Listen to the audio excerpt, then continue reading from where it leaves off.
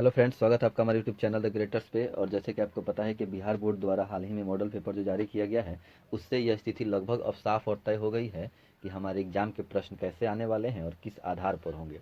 जैसे कि आप सबको पता है कि अब हमारे एग्ज़ाम में प्रश्नों की संख्या दोगुनी कर दी गई है। अर्थात यदि आप 100 नंबर का एग्ज़ाम दे रहे हैं, अर्थात जैसे कि हिंदी, संस्कृत, मैथ, ये 3 पेपर और अंग्रेजी, अगर हम 100 नंबर का पेपर दे रहे हैं तो उसमें 100 ऑब्जेक्टिव आएंगे, उसमें से किसी 50 को बनाना है। और यदि आप सामाजिक विज्ञान और विज्ञान की परीक्षा दे रहे हैं 80 मार्क्स का, तो उसमें 80 ऑब्जेक्टिव आएंगे और उसमें से चुनकर आपको 40 बनाने हैं। इसी तरह लघु उत्तरीय और दीर्घ उत्तरीय की संख्या भी दोगुनी कर दी गई है। जितने लघु उत्तरीय आएंगे उसका आधा बनाना है और जितने दीर्घ उत्तरीय आएंगे उसका आधा बनाना है। तो एक देखे से कहा जाए तो बिहार बोर्ड ने काफ़ी हद तक मॉडल पेपर जारी करके छात्रों की मनोदशा को आसान कर दिया है। और यह काफ़ी लाभदायक भी सिद्ध होगा, खास करके हाई हाई मार्क्स लाने वाले छात्रों के लिए। चलिए तो शुरू करते हैं। आज हम लोग सामाजिक विज्ञान का जो मॉडल पेपर जारी किया गया है, उसी के प्रश्न उत्तर को देखने की कोशिश करते हैं कि कौन कौन सा ऑब्जेक्टिव दिया गया है और किसका उत्तर क्या होगा। निश्चित रूप से परीक्षा में इसमें से आपके सवाल रखे हुए हैं। 70 से 80% सवाल इसी में से आते हैं। देखिए, पहला सवाल है कि हिंद चीन में कौन सा राष्ट्र शामिल नहीं है। देखिए, अगर हम लोग तीसरा लेसन इतिहास का पढ़े हैं तो आपको याद होगा हिंद चीन में 3 देश आते थे, एक कंबोडिया, एक वियतनाम और एक लाओस। तो कौन सा शामिल नहीं है, अगर यह क्वेश्चन पूछता है तो इसका आंसर होगा चीन। अर्थात हिंद चीन में कौन शामिल नहीं है, तो चीन शामिल नहीं है। इसकी एक शानदार सी ट्रिक भी है। आप केवल इस शब्द को याद करेंगे, कबीला। कबीले याद कीजिएगा, तो अगर पूछे कौन शामिल है और कौन शामिल नहीं है तो आप आसानी से इसको छाट पाएंगे। क से कंबोडिया, बी से वियतनाम और ला से लाओस। चलिए दूसरे क्वेश्चन पर आते हैं। दूसरा क्वेश्चन कह रहा है कि वियना कांग्रेस या वियना सम्मेलन कब हुआ था। देखिए, वियना सम्मेलन 1815 में हुआ था, ऑस्ट्रिया की राजधानी वियना में, जिसकी मेजबानी मेटरनिख ने की थी। अब आते हैं 3 नंबर सवाल पर। 3 नंबर सवाल है कि भारत में गदर पार्टी की स्थापना किसने की थी। देखिए, भारत में गदर पार्टी की स्थापना लाला हरदयाल के द्वारा की गई थी। गदर पार्टी कब बनाई गई थी, तो 1913 में बनाई गई थी, अमेरिका के सैन फ्रांसिस्को में। और लाला हरदयाल गदर पार्टी के संस्थापक होने के साथ साथ गरम दल के मुख्य नेता भी थे। चलिए 4 नंबर सवाल पर आते हैं। 4 नंबर सवाल है कि द्वितीय महायुद्ध के बाद यूरोप में किस संस्था का उदय आर्थिक दुष्प्रभाव को समाप्त करने के लिए हुआ। देखिए, जैसे हमने पढ़ा था कि प्रथम विश्व युद्ध के बाद 1929 में अमेरिका से आर्थिक मंदी शुरू हुई थी, इसी तरह द्वितीय विश्व युद्ध के बाद आर्थिक मंदी न आए, इससे निपटने के लिए यूरोप के देशों ने जिस संस्था का निर्माण किया था वो था यूरोपीय संघ। और यह बनाया गया था 1957 में। याद रखिएगा, कभी पूछा जाता है कि यूरोपीय संघ की मुद्रा क्या है, तो यूरोपीय संघ की मुद्रा का नाम है यूरो। अब आते हैं 5 नंबर सवाल पर। 5 नंबर सवाल है कि नरोत्तम सिंहानुक किस देश के शासक थे। बहुत आसान सा सवाल है, बार बार रिपीट किया जाता है। नरोत्तम सिंहानुक कंबोडिया के शासक थे। चलिए 6 नंबर सवाल पर आते हैं। 6 नंबर क्वेश्चन कह रहा है कि वाष्प चलित इंजन का आविष्कार किसने किया था। बहुत पहले से हम लोग पढ़ते आ रहे हैं लोग कि वाष्प चलित इंजन या भाप इंजन का आविष्कार जेम्स वाट के द्वारा किया गया था। 1769 ईस्वी में जेम्स वाट ने वाष्प चलित इंजन का आविष्कार किया था। चलिए 7वें नंबर सवाल पर आते हैं। बहुत इंपॉर्टेंट सवाल है और बार बार रिपीट किया जाता है। 2018 में पूछा भी हुआ था कि Tata iron and steel company अर्थात टीआईएससीओ टिस्को की स्थापना जमशेदजी टाटा किए थे। कब किए थे, तो 1907 ईस्वी में। टाटा आयरन स्टील कंपनी की स्थापना 1907 में हुई थी। अब आते हैं 8 नंबर सवाल पर। क्वेश्चन है गोल घर कहाँ स्थित है। खैर, जो लोग बिहार से जुड़े हुए हैं उनके लिए सवाल बहुत आसान है। गोल घर पटना में स्थित है। 2 सवाल इससे और याद कीजिएगा। गोल घर कब बनाया गया था, तो 1786 में। देखिए, एक के बाद 786, इस्लाम धर्म का पवित्र अंक। और इसके अलावा गोल घर का निर्माण किस उद्देश्य से किया गया था, तो याद रखेंगे अनाज को भंडारित करने के उद्देश्य से अंग्रेजों ने इसका निर्माण कराया था। चलिए 9 नंबर पर आते हैं। क्वेश्चन है किस अमेरिकी राष्ट्रपति ने न्यू डील लागू किया था। प्रथम विश्व युद्ध के बाद जो आर्थिक संकट शुरू हुआ था 1929 में, और आपको पता है कि अमेरिका से आर्थिक मंदी की शुरुआत हुई थी। बार बार यह सवाल पूछा भी जाता है। इससे निपटने के लिए, यानी आर्थिक मंदी से निपटने के लिए अमेरिका में लागू हुई थी न्यू डील व्यवस्था। इसको लागू करने वाले व्यक्ति थे फ्रैंकलिन डी रूजवेल्ट या एफ डी रूजवेल्ट। तो आप रूजवेल्ट याद रखेंगे, ऑप्शन से छट जाएगा, फ्रैंकलिन डी रूजवेल्ट। चलिए नेक्स्ट सवाल। नेपोलियन संहिता या नेपोलियन कोड किस वर्ष लागू हुई थी, 1804 में। नेपोलियन संहिता या नेपोलियन कोड 1804 ईस्वी में लागू हुआ था। अगला 11 नंबर सवाल है। इंपॉर्टेंट सवाल यह भी है कि फ्रैंकफर्ट की संधि कब हुई थी। देखिए फ्रैंकफर्ट की संधि 1871 ईस्वी में हुई थी, और अगर डेट पूछा जाए तो 10 मई 1871 ईस्वी को हुई थी। नेक्स्ट, कार्ल मार्क्स का जन्म कहाँ हुआ था? बहुत अच्छा सवाल है और बहुत इंपॉर्टेंट सवाल है। कार्ल मार्क्स का जन्म जर्मनी में हुआ था, और हम लोग पढ़े भी थे कि 5 मई 1818 को कार्ल मार्क्स का जन्म हुआ था जर्मनी के राइन प्रांत के ट्रियर नगर में। 13 नंबर, 1991 में कौन अस्तित्व में आया? देखिए 1991 में कौन अस्तित्व में आया, तो इनमें से इसका कोई आंसर नहीं होगा। क्यों? क्योंकि WTO वर्ल्ड ट्रेड ऑर्गेनाइजेशन की स्थापना हुई थी 1 जनवरी 1995 को। गैट की स्थापना हुई थी 1947 में। अच्छा, अस्तित्व संस्था नहीं चीज पूछा जाए तो इसका आंसर हो जाएगा नई आर्थिक नीति। 1991 में कौन अस्तित्व में आया, तो नई आर्थिक नीति अस्तित्व में आई थी, तो इसका आंसर हो जाएगा नई आर्थिक नीति। चलिए अगला पूछा जाए 14 नंबर। 14 नंबर सवाल है कि इन आर्थिक क्रियाओं में कौन प्राथमिक क्रिया संबंधित नहीं है? देखिए जो क्षेत्र गांव देहात से जुड़े हुए हैं, कृषि से जुड़े हुए हैं, वो प्राथमिक क्षेत्र के अंतर्गत आते हैं। और आसान से सवाल का आसान सा आंसर होगा कि बैंकिंग प्राथमिक क्षेत्र से जुड़ा नहीं है। चलिए 15 नंबर, अच्छा सवाल है। क्वेश्चन है कि जमशेदपुर, दुर्गापुर, भिलाई और सलेम किस चीज़ के लिए प्रसिद्ध है, या फिर यहाँ पर कौन सा संयंत्र है?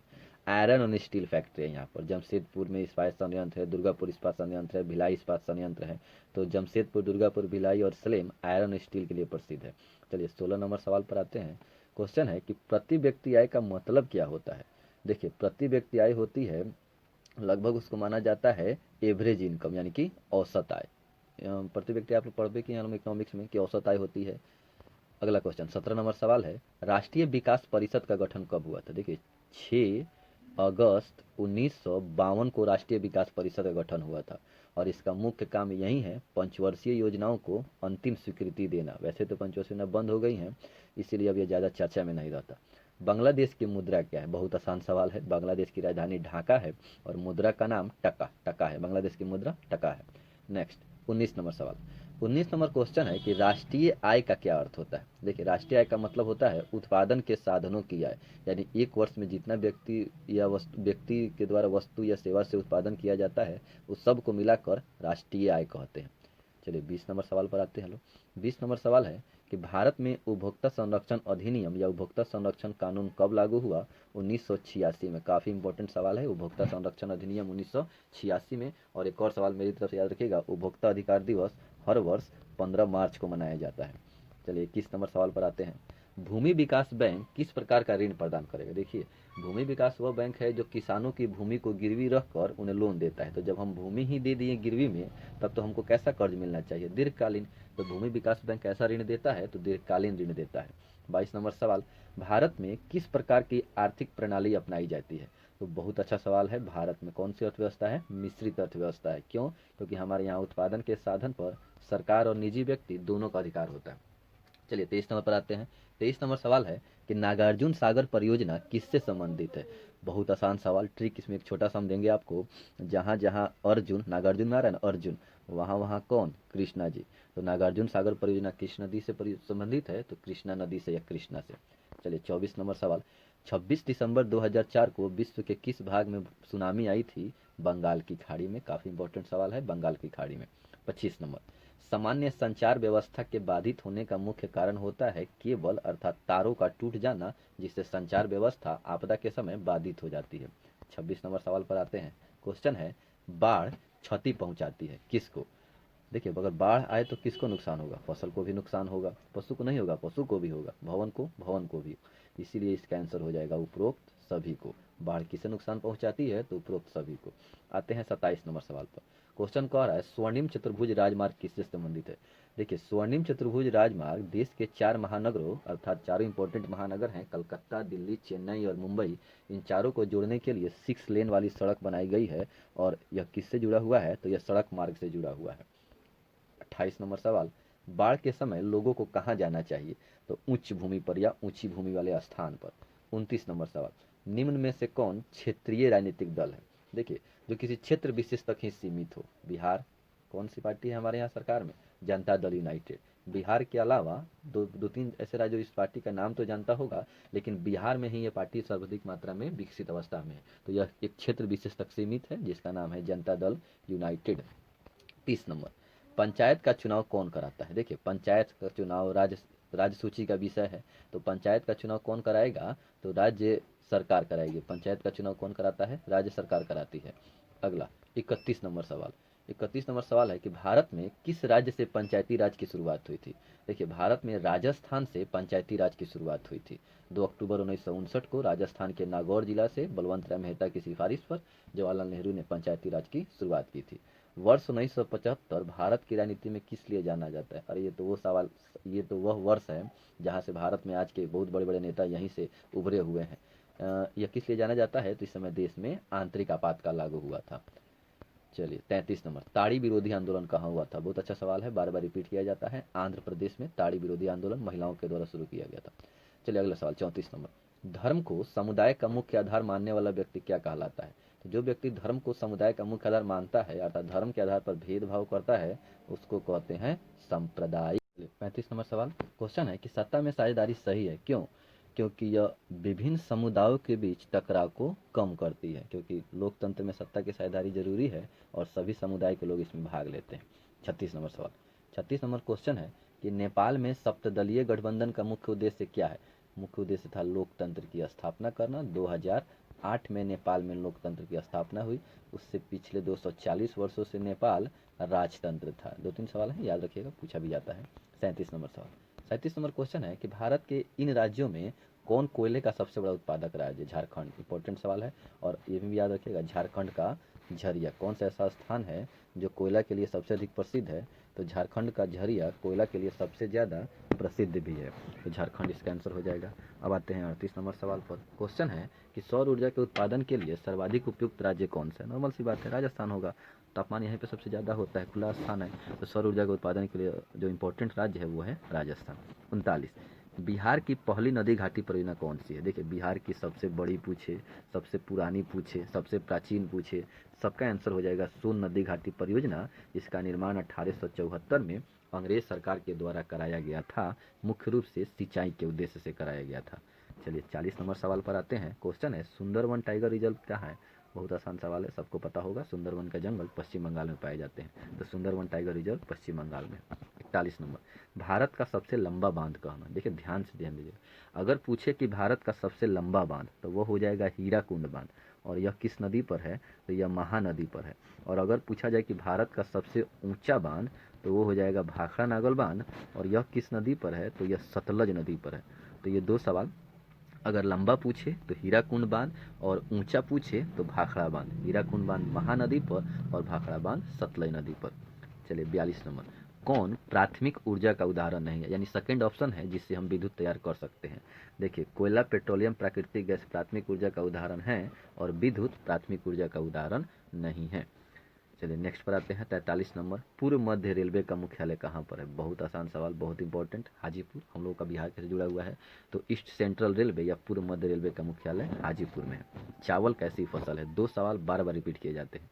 चावल खरीफ फसल है, और अगर पूछ दिया जाए कि गेहूँ कैसी फसल है तो गेहूँ रबी फसल है। चावल खरीफ फसल है और गेहूँ रबी फसल है। 45 नंबर, निम्न में से कौन निजी क्षेत्र की कंपनी नहीं है, यानी कि सरकारी कंपनी है? SAIL, SAIL, Steel Authority of India Limited, यह एक गवर्नमेंटल कंपनी है, यानी सरकारी कंपनी। नेक्स्ट, चलिए नेक्स्ट सवाल पर आते हैं 46 नंबर, कौन सा खनिज कोडरमा से संबंधित है? देखिए अभ्रक, अभ्रक जो है, वैसे तो विश्व में सबसे अधिक अभ्रक का उत्पादन भारत में होता है, और आंध्र प्रदेश सबसे अधिक अभ्रक का उत्पादक भंडार भी पाया जाता है आंध्र प्रदेश में, और बिहार और झारखंड मिलकर देश का 80% अभ्रक का उत्पादन करते हैं। ये 3 सवाल हो गए अभ्रक से जुड़े हुए। वैसे झारखंड का कोडरमा किस लिए प्रसिद्ध है? तो यह भी अभ्रक के लिए प्रसिद्ध है। 47 नंबर सवाल पर आते हैं। अच्छा सवाल है कि ऑपरेशन फ्लड का संबंध किससे है? देखिए, ऑपरेशन फ्लड का संबंध श्वेत क्रांति या दुग्ध उत्पादन से है। 48 नंबर सवाल पर आते हैं, लीची के उत्पादन में बिहार के कौन से 2 जिले प्रसिद्ध है? देखिए 2 तो नहीं, लेकिन एक आपको हमेशा याद रहेगा, कौन सा? मुजफ्फरपुर। तो मुजफ्फरपुर के साथ जुड़ा हुआ कौन सा ऑप्शन है? वैशाली। तो लीची के उत्पादन बिहार के कौन से 2 जिले प्रसिद्ध हैं? तो मुजफ्फरपुर और वैशाली। 49 नंबर, आय तथा उपभोग का अंतर क्या कहलाता है? तो आय तथा उपभोग का अंतर बचत कहलाता है। चलिए 50 नंबर सवाल पर आते हैं। 50 नंबर सवाल है, इनमें से कौन व्यापारिक बैंक की जमा का प्रकार नहीं है? देखिए, अस्थाई जमा, चालू जमा, संचयी जमा, आवर्ती जमा, ये 4 जमा है, लेकिन अधिविकर्ष यह व्यावसायिक बैंक के जमा का प्रकार नहीं है। वैसे सब में जमा जमा जमा है, इसमें जमा नहीं है, तो यह भी छट जाएगा ऑप्शन पर। चलिए 51 नंबर पर आते हैं, पूंजी बाजार निम्न में से किस प्रकार के ऋण का लेन देन करते हैं? देखिए, वित्तीय संस्थाओं को दो भाग होते हैं, एक भारतीय मुद्रा बाजार और एक होती है भारतीय पूंजी बाजार। पूंजी बाजार है वो केवल दीर्घकालीन ऋण प्रदान करता है, जबकि मुद्रा बाजार है वो अल्पकालीन और मध्यकालीन दोनों ऋण प्रदान करता है। यानी अगर यह सवाल पूछा जाए कि पूंजी बाजार कौन सा ऋण प्रदान करता है, तो पूंजी बाजार दीर्घकालीन ऋण प्रदान करता है। चलिए 52 नंबर सवाल पर आते हैं। किसने कहा ग्राहक हमारी दुकान में आने वाला वह महत्वपूर्ण व्यक्ति है, वह हम पर निर्भर नहीं है, हम उन पर निर्भर है। यह कथन है राजीव गांधी का। चलिए 53 नंबर सवाल पर आते हैं। 53 नंबर सवाल है कि इनमें से कौन गैर आर्थिक आधारभूत संरचना का घटक है। वित्त, वित्त हो जाएगा जो इनमें से गैर आर्थिक आधारभूत संरचना का घटक होगा। 54 नंबर सवाल है कि इनमें से कौन ऊर्जा का गैर पारंपरिक स्रोत है। कोयला, पेट्रोलियम, प्राकृतिक गैस तो ऊर्जा के पारंपरिक स्रोत है। इस ऑप्शन के अनुसार ज्वारीय ऊर्जा ऊर्जा का गैर पारंपरिक स्रोत है। 55 नंबर, गोंडवाना समूह के कोयले का निर्माण आज से 20 करोड़ वर्ष पूर्व हुआ था। खैर इसमें से कोई आंसर नहीं हो जाएगा, आंसर हो जाएगा डी, 20 करोड़ वर्ष पूर्व। चलिए 56 नंबर सवाल पर आते हैं। क्वेश्चन है निम्न में से कौन खरीफ फसल है। अभी पढ़े हैं लोग। चावल एक खरीफ फसल है, गेहूं एक रबी फसल है। नेक्स्ट सवाल, नहीं, इस ऑप्शन के अनुसार तो इसका आंसर हो जाएगा डी, इनमें से सभी। क्वेश्चन है कि निम्न में से कौन खरीफ फसल है। चावल, मक्का, कपास। इसका एक ट्रिक भी हमने आपको बताया था, GK CM। गन्ना, कपास, CH से चावल और M से मक्का, ये चारों खरीफ फसल है, यानी इसका आंसर हो जाएगा डी, इनमें से सभी। चलिए 57 नंबर सवाल पर आते हैं। क्वेश्चन है निम्न में से कौन रेशेदार फसल नहीं है। देखिए रेशेदार फसल कौन नहीं है, तो गन्ना रेशेदार फसल नहीं है, बल्कि कपास, जूट और सन ये सब रेशेदार फसल है। 58, कांडला विशेष आर्थिक क्षेत्र है और मशहूर है गुजरात में। गुटेनबर्ग का जन्म कहाँ हुआ था। सारे इंपॉर्टेंट व्यक्ति एक ही जगह जन्म ले रहे हैं आजकल, जर्मनी में हुआ था। चलिए अगला 60 नंबर, इंग्लैंड में मुद्रण कला की शुरुआत करने वाला व्यक्ति का नाम था कैक्सटन। कैक्सटन नाम याद रखिएगा, थोड़ा अजीब नाम है, जल्दी याद हो जाएगा। 1917 में जो पहली रूसी क्रांति हुई थी, आपको याद होगा 27 फरवरी 1917 को रूस में, और विश्व कैलेंडर के हिसाब से 12 मार्च 1917 को हुई थी। तो चूंकि फरवरी में हुआ था इसलिए उसको फरवरी क्रांति भी कहा जाता है। चलिए 62 नंबर सवाल, अच्छा सवाल है। लाल सेना का गठन किसने किया था। ट्रॉट्स्की ने किया था। 63 नंबर पर आते हैं। ऑल इंडिया मुस्लिम लीग या मुस्लिम लीग की स्थापना, बहुत अच्छा सवाल है, 30 दिसंबर 1906 को ढाका में हुई थी, यानी आंसर हो जाएगा 1906। चलिए 64 नंबर पर आते हैं। आसान सा सवाल है, तख्त श्री हरमंदिर जी साहब कहाँ स्थित है। पटना साहिब में या पटना में। पटना इसलिए मशहूर है क्योंकि सिखों के 10वें गुरु गुरु गोविंद सिंह का जन्म पटना में हुआ था। 65 नंबर, सिपाही विद्रोह सैनिक विद्रोह कब हुआ था। 1857 में। 66 नंबर, श्वेत क्रांति का संबंध अर्थव्यवस्था के किस क्षेत्र से है, तो दुग्ध उत्पादन पहले क्षेत्र में आता है, तो इसका आंसर हो जाएगा प्राथमिक क्षेत्र। 67 नंबर, बिहार दिवस कब मनाया जाता है। प्रत्येक वर्ष 22 मार्च को बिहार दिवस मनाया जाता है। 68 नंबर, सबसे बड़ा पशु मेला का आयोजन, और पशु मेला सबसे बड़ा विश्व में भी पूछ दे तब भी आंसर हमारा सोनपुर ही होगा, इसको हरिहर क्षेत्र मेला भी कहा जाता है। सासाराम, सासाराम में किस ऐतिहासिक शासक का मकबरा है, बार बार हम आपको पढ़ाते भी हैं। इस सासाराम में शेरशाह सूरी का मकबरा स्थित है, और जिन्होंने ग्रैंड ट्रंक रोड का निर्माण करवाया था। फ्लाइंग शटल, 70 नंबर क्वेश्चन है, फ्लाइंग शटल मशीन का आविष्कार किसने किया था। जॉन के ने किया था। Next 71 number, Durgapur steel plant कहाँ पर है। पश्चिम बंगाल में स्थित है, ब्रिटेन के सहयोग से बनाया गया था। 72 नंबर सवाल, सेडोन का युद्ध कब हुआ था, तो पहले सेडोवा हुआ था 66 में, सेडोन हुआ था 70 में। नेक्स्ट 73 नंबर सवाल, हिगेल क्या था, तो हिगेल दार्शनिक था। हिगेल क्या था, तो एक दार्शनिक था। हिगेल, हम्बोल्ट, जैकब ग्रिम ये सब एक दार्शनिक थे। 74 नंबर सवाल, मार्च 1946 में फ्रांस और वियतनाम के बीच जो समझौता हुआ था उसको हनोई समझौता कहते हैं, और मई 1954 में जो हुआ था उसको जिनेवा समझौता कहते हैं, तो 74 का आंसर हो जाएगा हनोई समझौता। 75 नंबर सवाल, सवाल है कि बंगाल विभाजन को कब निरस्त किया गया। दो सवाल, बंगाल विभाजन हुआ कब था, तो 1905 में। निरस्त कब हुआ, 1911 में। 76 नंबर सवाल, किस भूकंपीय तरंगों की इंटेंसिटी या गहनता सबसे कम होती है, तो भूकंपीय तरंग तीन प्रकार के होते हैं, प्राथमिक तरंग यानी पी तरंग, द्वितीयक तरंग यानी एस तरंग, और तृतीयक तरंग यानी एल तरंग। सबसे कम इंटेंसिटी होती है प्राथमिक तरंग की, और सबसे ज़्यादा होती है एल यानी लॉन्ग, तो इसका आंसर हो जाएगा प्राथमिक तरंग। चलिए 77 नंबर, कुल जल का कितना परसेंट भाग महासागरों में निहित है, तो वैसे तो एग्जैक्ट आंसर होता है 96.5%, चूंकि ऑप्शन नहीं है तो नियर अबाउट 97%। 78 नंबर सवाल, बिहार के किस नदी पर नदी घाटी परियोजना नहीं है। देखिए बिहार में 3 नदी घाटी परियोजना है, सोन नदी घाटी परियोजना, कोसी नदी घाटी परियोजना और गंडक नदी घाटी परियोजना। अब कह रहा है किस पर नहीं है, तो पुनपुन नदी पर नहीं है, यानी इसका आंसर हो जाएगा डी, पुनपुन नदी। 79, गेहूं कैसी फसल है, शुरू से 3 बार रिपीट कर दिए। चावल एक खरीफ फसल है और गेहूं एक रबी फसल है। लास्ट 80 नंबर सवाल है, बलवंत राय मेहता समिति का संबंध इनमें से किससे है। देखिए बलवंत राय मेहता समिति 1957 में बनी थी, और इस समिति की सिफारिश में भारत में पंचायती राज को लागू किया गया था, तो बलवंत राय मेहता समिति का संबंध पंचायती राज से। आई होप आपको यह क्वेश्चन आंसर की सीरीज अच्छी लगी होगी, तो कृपया कमेंट करके अवश्य बताएं। तब